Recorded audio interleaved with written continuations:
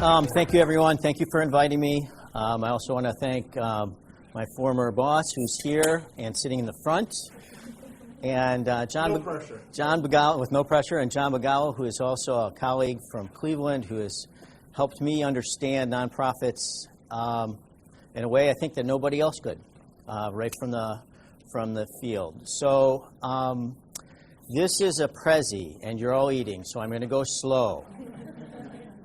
The other is I like the Prezi over the PowerPoint because it forces you to really listen to me and look at me rather than try to read the screen.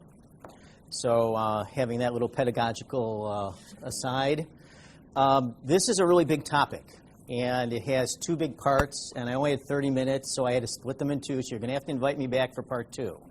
But part one is really setting a framework for understanding learning and knowledge in the nonprofit sector, specifically about people that are trying to become leaders and managers in the nonprofit field, but also PhD students. So part of this thinking has to do with my experience, both getting a master's degree in nonprofit management and then studying nonprofit organizations when I became a PhD student. So nonprofit first is something that I came to. And part of the reason is most of the nonprofit study material originates with public sector studies.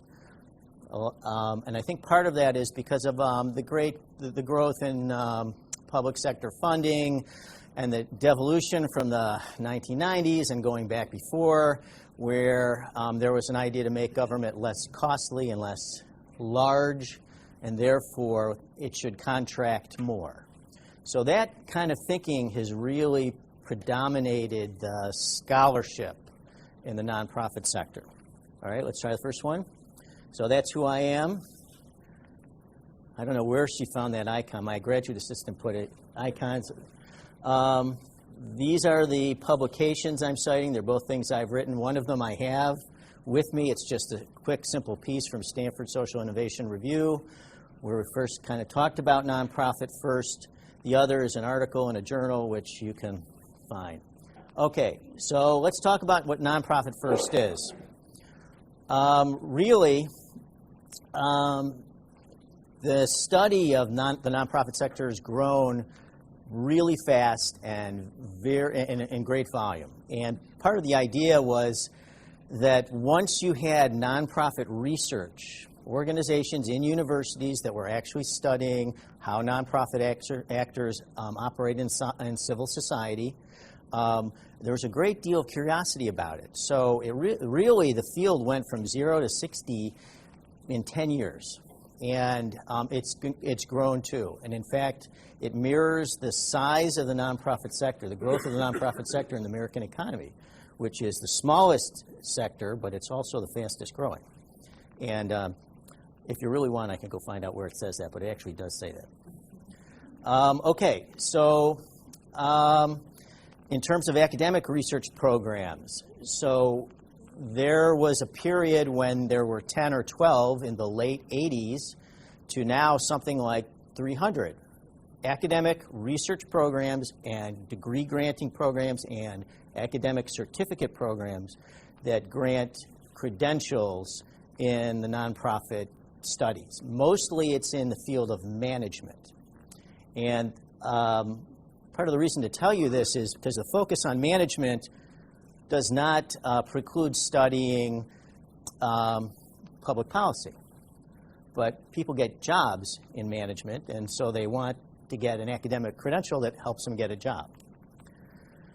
All right, so primary objective of the programs is that they will produce nonprofit sector leaders as opposed to PhD dissertations. So let's make an important distinction between a nonprofit program that helps you get that job and one that helps you further knowledge. So there are PhD students here, and you imagine you're public policy people. All right, so you want to get a job as a professor in a research institution, or maybe a think tank, or maybe a nonprofit that's an intermediary that does public service. Okay, so the kinds of degrees that you'd get is you get a management degree first, and then you do some kind of study that furthers knowledge. And as the number of these programs has increased, so has the desire for more applied theory. So a challenge for the nonprofit community is, since we've borrowed the theory of the public sector and business management and social work and other fields, we have, we've kind of skipped a step. We haven't really created our own theory. At least that's been the trend. So people that are getting their PhDs now or prior to now have been in other fields. There's no nonprofit PhD program, although that's changing. So the pressure for it is coming from the desire for nonprofit examples in classes, nonprofit research projects, faculty that know something about the nonprofit sector that can distinguish it from the other two sectors of the U.S. economy. So it's also global, but that's another lecture. Okay, so one indicator that the scholarship, that the field is growing, is the published scholarship. So there are now, by one count, there's over 100 journals that have some aspect, academic research journals with some aspect of nonprofit focus, either as their primary focus or as a subfield. Then there are dedicated nonprofit academic journals too, and there's pressure to increase them. So what that's showing us is that there are more people wanting to publish nonprofit specific topics. So if you're a PhD student and this is one of your interests, you can study nonprofits without being in the nonprofit field, or you can actually begin to receive credit for your publications in nonprofit journals. So we're seeing new words, or at least search terms, that have to do with nonprofit, independent, voluntary, charitable, or third sector. Those are the types of titles in the journals that you're seeing that would qualify as this kind of scholarship. Okay, so there are other things that suggest that there are discrete things happening to create a field of study. And part of this are the number of centers, the journal articles, the use of case studies, and the fact that there are now 50 institutional members of an organization called the Nonprofit Academic Centers Council. The reason this is important is because once something becomes organized and there's an institutional voice for it, then the best parts of the nonprofit sector are realized. There's advocacy of a particular issue. There are volunteers that take to heart a particular issue, and then there are all this activity that comes out of it. So the fact that we have a growing professional association for research centers and universities is another indicator of the importance of the field.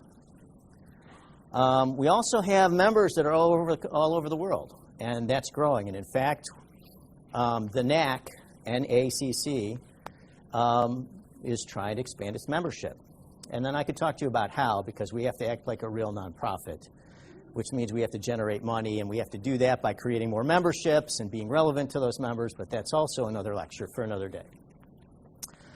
Okay, so the research centers devoted to nonprofit and philanthropic studies, and I want to point this out too.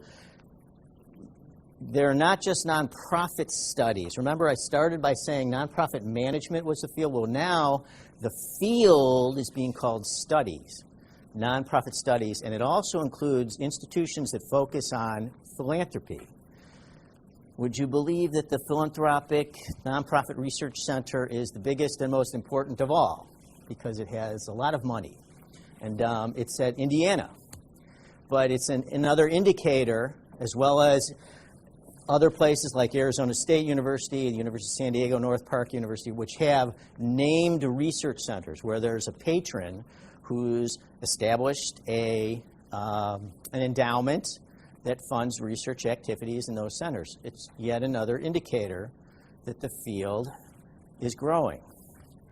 And that there's commitment by what I would call maybe activist-type faculty people who want to establish the field. So there are a couple at Ohio State. Is that fair to say? Yes, it's fair to say. Okay. All right. And students, you all, the PhD students type, you want jobs. So not only do you want jobs as managers, but you want jobs as faculty. And you want to get a PhD and you have a chance that somebody's going to recognize that you studied the nonprofit sector, and boy, there should be a faculty slot for you. So the fact that there's market demand is generating opportunity, and that's another indicator. So if you think about the processes in higher education, but also in applied research out in the community, people that know stuff about the nonprofit sector are increasing demand. All right? So all of this is about nonprofit first, right? So there's a reason to have a focus on nonprofit research that looks at it from the perspective of the nonprofit. So not only do you have to have PhD people, faculty who are experts in the nonprofit studies fields, which includes philanthropy, but there's now a system. It's a systematized system. I don't know what administration. And I guess what we've learned over time, this might be something that maybe you'll agree with, that it's better to be within the flows of the systems of a university than try to go against it. So the fact is that this is becoming part of convention is really good for the field, and it's good for people that are interested in studying nonprofit organizations or the nonprofit field or civil society or third sector organization or voluntary organizations. Okay, so that's pretty straightforward, I think. Okay, so now let's talk a little bit about nonprofit first scholarship. So I think I mentioned, like everything else in the nonprofit sector, and John, you could check me on this, it's personal. It's all personal. So what creates the fabric of a nonprofit organization is the commitment of the volunteers. You know, the board members, the people who govern the thing, they're volunteers. They don't get paid. They're supposed to do the work of the organization and care about it because it's good, because they are committed to the mission of the organization. So in my case, I studied this stuff. You know, I think when I was after I finished undergraduate, I didn't know what I wanted to do. I know I wanted to save the world. I wanted to work for the Red Cross, and I didn't really understand what that meant. So I had a couple jobs that led me into it to understand, well, what it really meant to be part of the nonprofit sector. So for me, this is one of those, you know, it's like a seminal concept in my career. And when I talk to students in our nonprofit program, you know, that's kind of the shared value. I really care about what I'm doing. Of course, I have to eat, and I have to earn money, and I want to have a family, so I have to be in a profession of some type. So nonprofit first scholarship. This is a definition. If any of you are going to be tested on this later, this would be something to remember. A nonprofit first perspective is one in which the unique role and nature of the nonprofit sector and its institutions rise to the center of inquiry.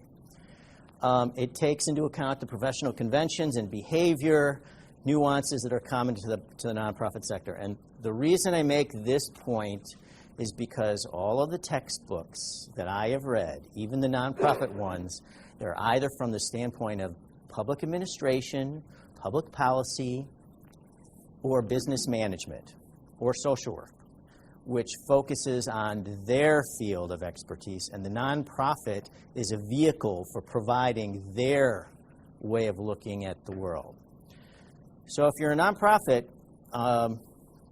you're the executive director of a nonprofit, and you're trying to confront a challenge, and you look to scholars, and the answer that they give you is one that really doesn't fit your situation, you leave disappointed. And in fact, not only do you leave disappointed, you lose faith in what they're doing. And then you develop your own way of doing things. And one of the characteristics of the nonprofit sector is that it's fragmented, that organizations don't have a theoretical basis for solving their problems. They have a practical basis. So if I have a question, I'll go talk to John Bagala and say, John, have you been in this situation? What do you think? And he'll tell me.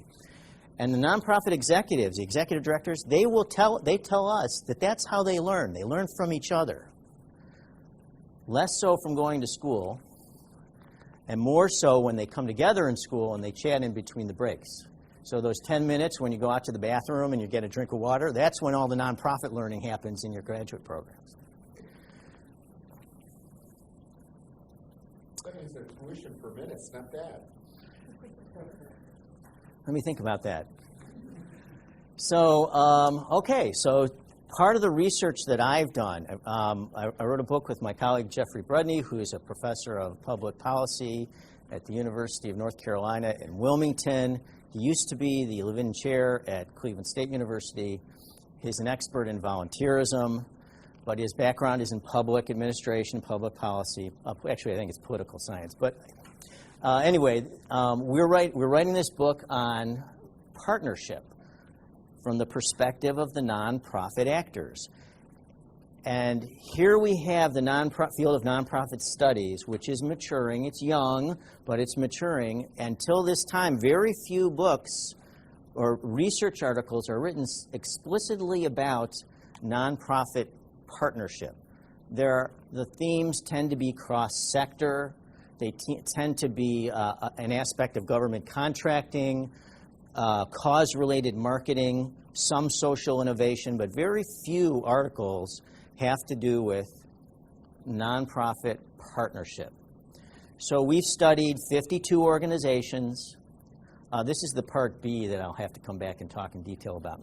But we studied 52 organizations, and out of that is starting to come some theory about what executive directors on the nonprofit organizations actually believe partnership is about. I'm going at the right speed, right? Nobody's getting nauseous? Okay.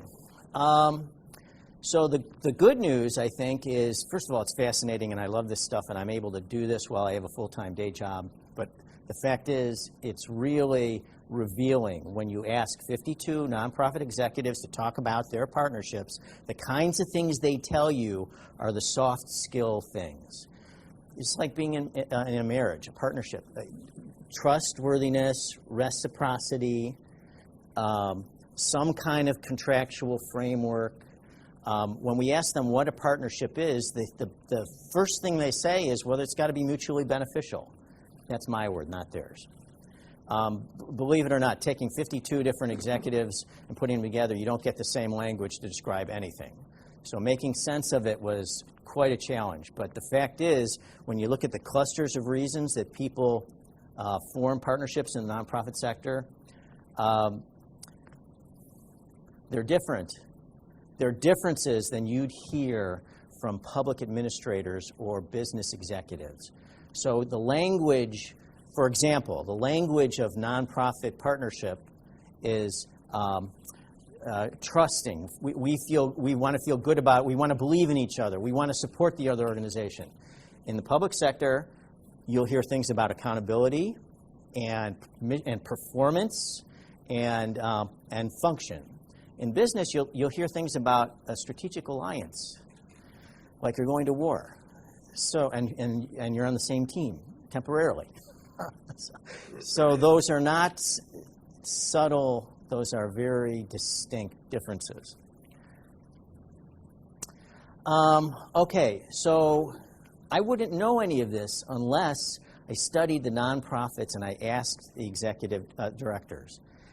And I know even less if I'd only asked 5 or 10 and they were all social service organizations, because we looked at both the sector partnerships between a nonprofit and a nonprofit and a business, and a nonprofit and government as dyads.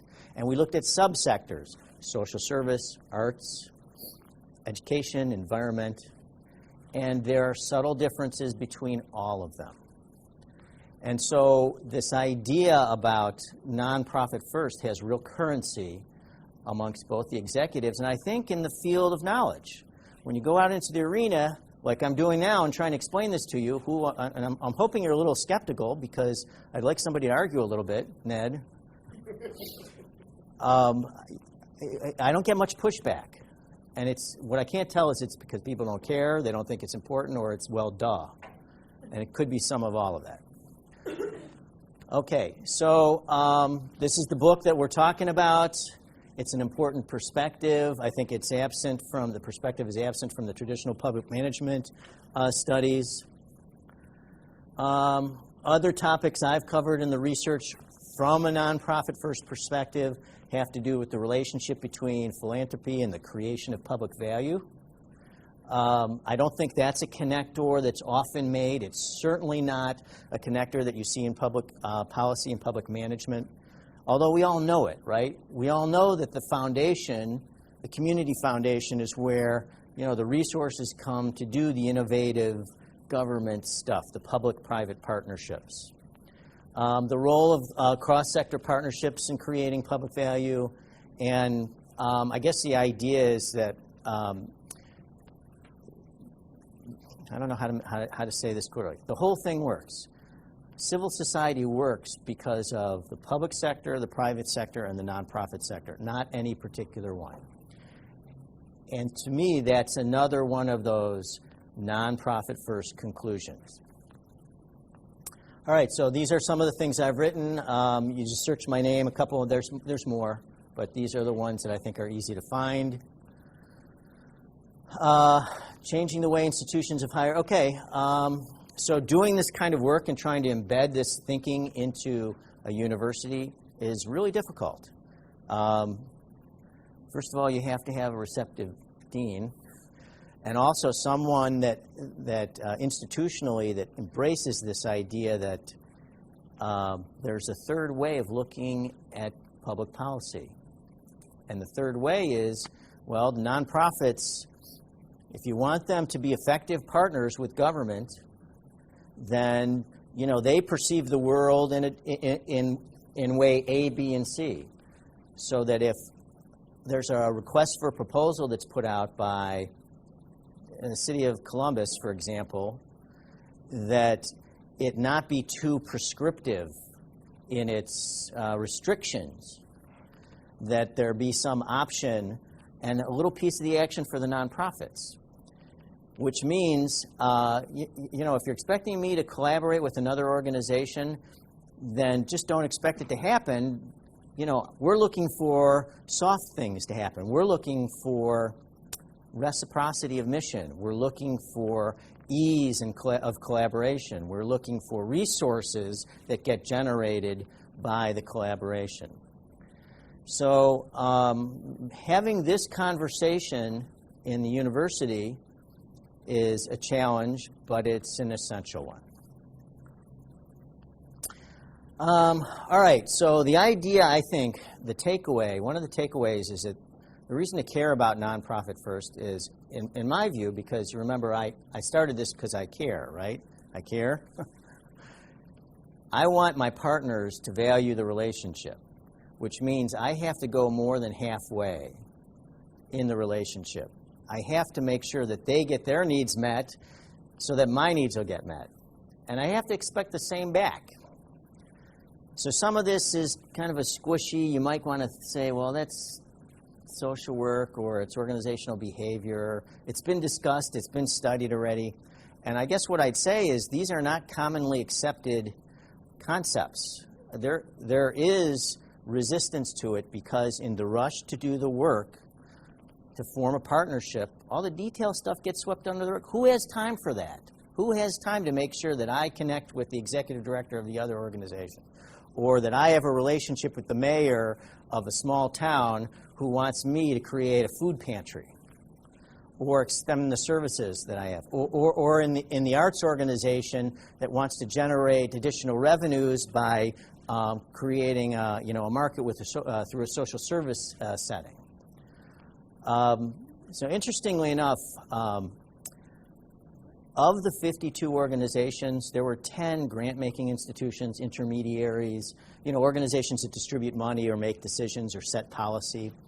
And because we interviewed everybody in a haphazard way, there was no system of interviewing. We just, whoever could meet with us, we talked to. And I did almost all the interviews. We had a very long questionnaire, and we'd spend 2-3 hours with these people. And it wasn't until after we'd done all the research and I started to look at the clusters of types, the philanthropic institutions, that I realized they didn't answer any of my questions, that the philanthropy people answered the questions they wanted to answer. And you know, I got pretty mad, but then I started to realize the role that they play in society, and that they don't perceive them, they perceive themselves as other and above it and maybe elite, and it's their money anyway.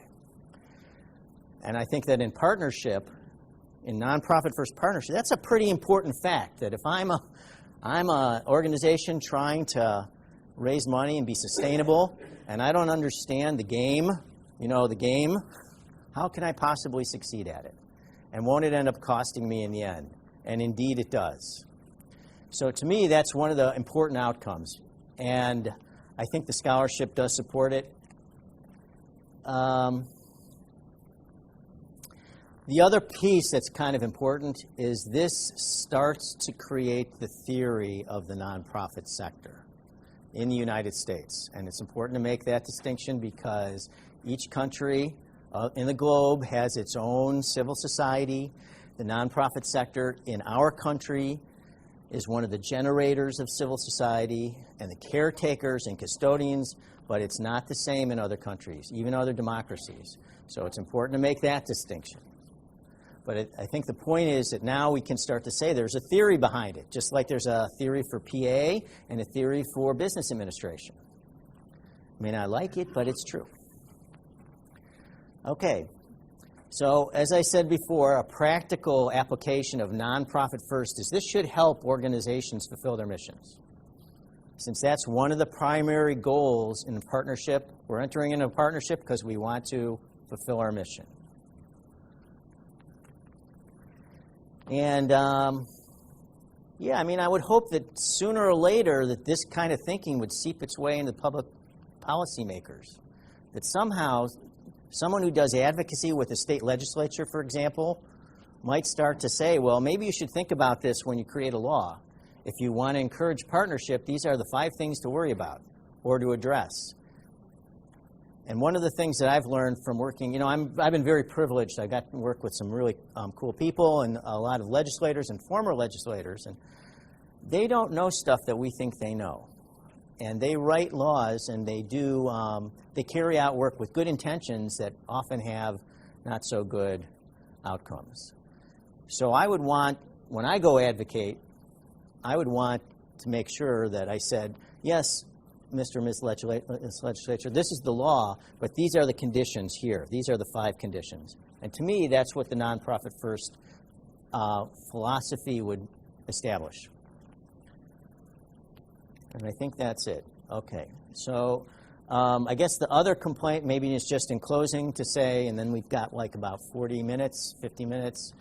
The other issue is that frequently executive directors tell us that the partnerships that they engage, they're not real deep and they're temporary, and they don't believe those are partnerships.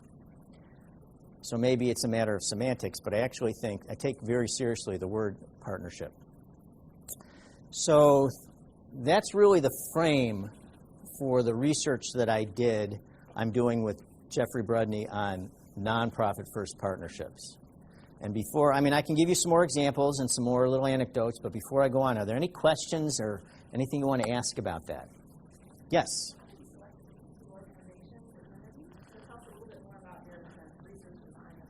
Sure. Oh, it's haphazard. Oh, yeah. You know, I've been very privileged. I've worked in 2 institutions that have nonprofit academic research centers. And at Cleveland State, because we are creating one from scratch, we frequently got asked questions by nonprofits in the community and actually pleas for help. Can you help us? How do I solve this situation? So we formed a formal center over the years that it's been in existence. We probably worked on 5 to 7 projects a year. Over 15 years, somebody do the math. It's a lot of organizations. So in our database of inquiries and people that we've worked with, we had 850 organizations. So we put out a call. Anybody that wants to, you know, go through a 2.5-hour research project where you're interviewed and about partnership, come. We got 52 responses. We've followed up with everyone. We didn't go search. We didn't target the Cleveland Foundation. We didn't target, the Jewish Community Federation. We expected them to come to us, and we got a big, broad range, all the way from, micro organizations that are just starting out, the typical mom and pop grassroots, all the way up to the big behemoths.